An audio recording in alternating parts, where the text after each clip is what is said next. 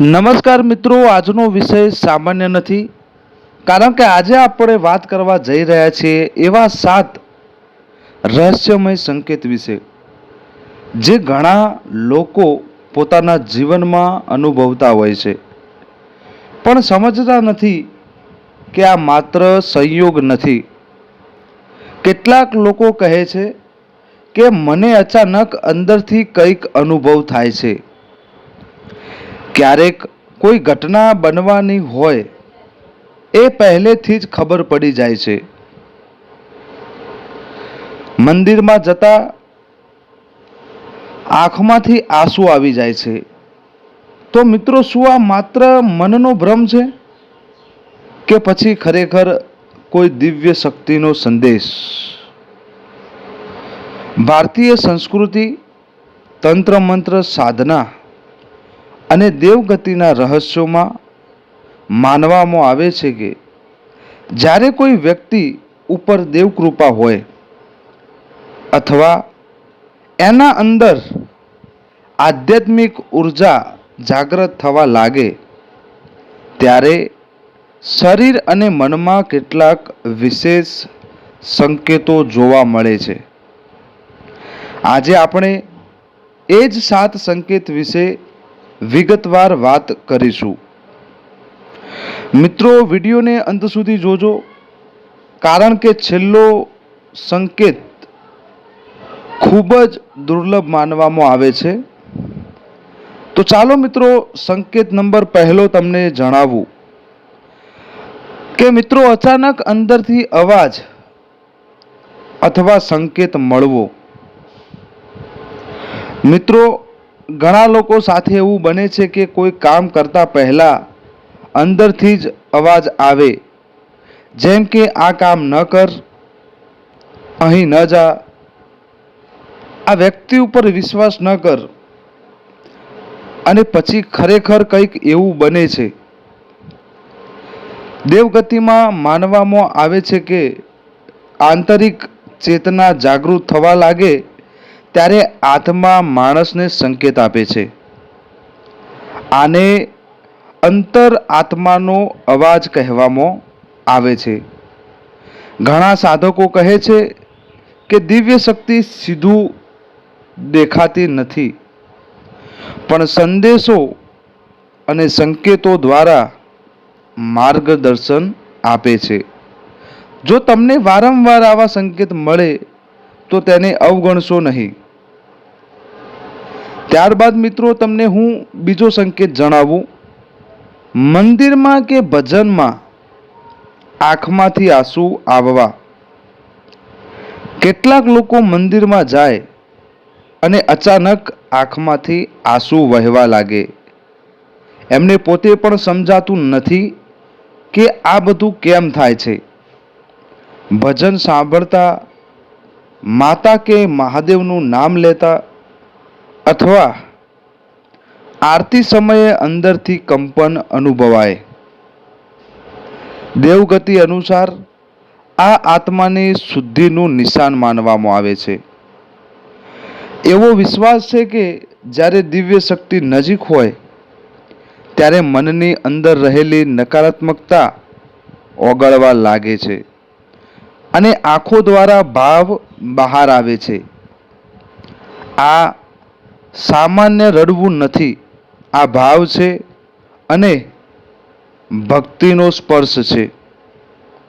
ત્યારબાદ મિત્રો, તમને હું ત્રીજો સંકેત જણાવું કે સપનામાં દેવતા, મંદિર, માતાજી અથવા પ્રકાશ દેખાવું.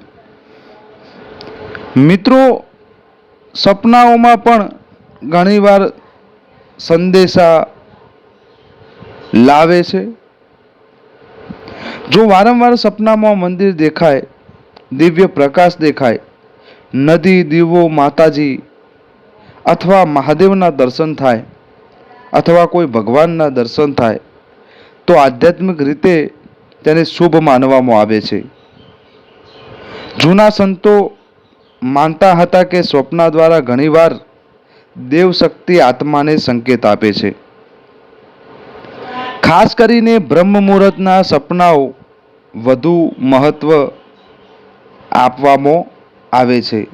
જો તમને આવું અનુભવાય તો સવારે ઉઠીને ભગવાનનું સ્મરણ કરવું જોઈએ અને એ સપનાને સકારાત્મક રીતે સ્વીકારવું. ત્યારબાદ મિત્રો ચોથો સંકેત તમને જણાવું, એકાંત અને શાંતિ ગમવા લાગવી. જ્યારે આધ્યાત્મિક ઉર્જા જાગૃત થવા લાગે ત્યારે માણસને ભીડ કરતાં શાંતિ વધારે ગમે. ઘણા લોકો કહે છે કે હવે મને એકલા બેસવું ગમે છે. મંદિર, નદી કે કોઈ કુદરતની જે શાંતિ છે એમના પાસે એમને શાંતિ મળે છે, ત્યાં બેસવું એમને ગમે છે. આને ઘણા લોકો ડિપ્રેશન સમજે છે, પણ દરેક વખત એવું નથી હોતું. દેવગતિ અનુસાર આત્મા જ્યારે અંદર તરફ વળે છે ત્યારે બહારના શોરથી દૂર જવાની ઈચ્છા થાય છે. આ સમય દરમિયાન માણસ વધારે વિચારશીલ બની જાય છે.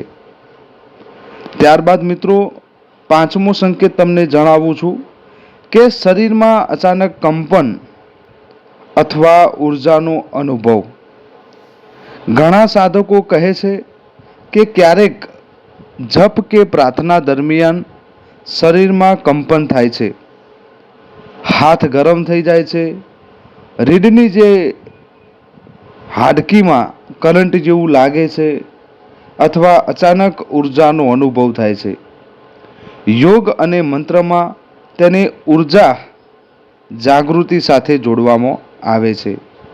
પરંતુ મિત્રો અહીંયા એક મહત્વની વાત, દરેક શારીરિક અનુભવને દિવ્ય શક્તિ સમજી લેવું એ યોગ્ય નથી.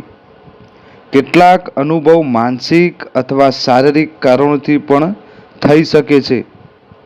એટલે હંમેશા સંતુલિત સમજ રાખવી.